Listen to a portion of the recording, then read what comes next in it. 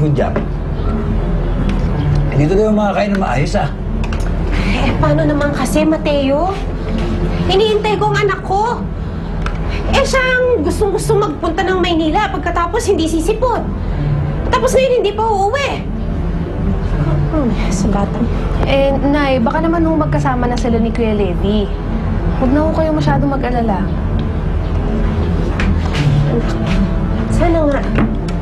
Sana nga talaga.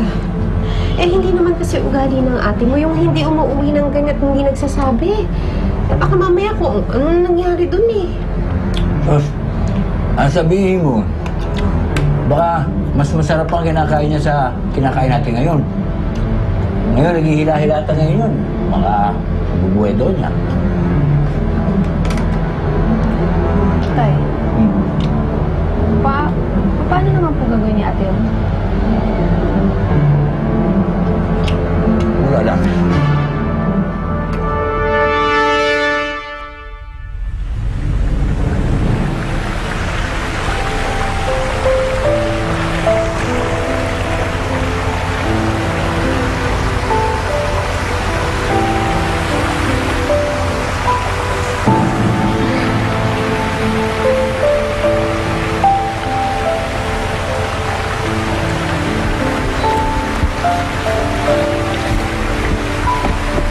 Rachel! Hindi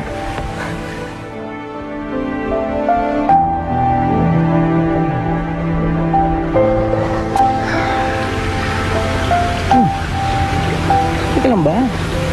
Hindi ka ba masaya? Malaya na tayo. Nandito tayo sa Maynila. Dapat pala dati natin ginawa ito eh. Halika na tayo, bilis! Levi, sandali. Kumain muna tayo. Alam mo, dahil pala pwedeng gawin dito. Pwede tayo mag-swimming, pwede tayo mag-mall. Dapat nga isasama ko sila lola eh. Levi, sandali lang. May kailangan akong sabihin sa'yo eh.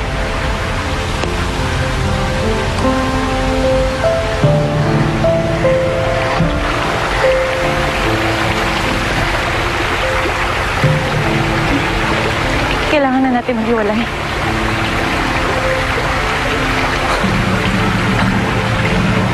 Ano? Ano ba nangyari sa'yo, Rachel? Huh? Wala nang patutunguhan ang relasyon natin. Wala na tayong direksyon. Labo mo naman, oh. Pinlano na natin to. Nakarating na nga tayo. Nandito na tayo, ah. Ha? Sabihin mo walang direksyon. May nagawa ba ako sa'yo?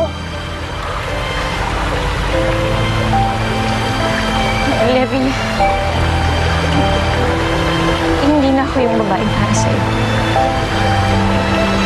Hindi na rin ikaw ang lalaking para sa akin. Hindi na tayo pwede. Bakit nga? Ha? Bakit? Sabihin mo sa akin. Paliwanag mo kung ba't nangyayari ito ngayon. Levi, napag-isip-isip ko kasi na siguro mas naging maayos ang buhay ko. Mas maraming magandang mangyari sa akin kung hindi kita nakasama.